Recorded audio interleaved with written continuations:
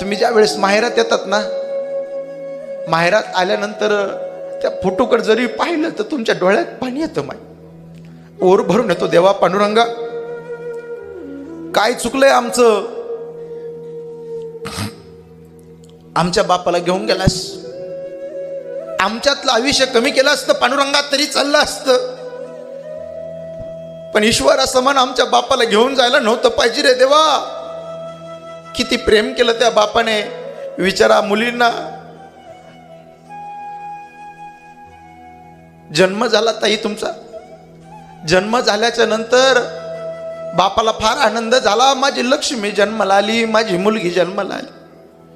किती प्रेम केलं.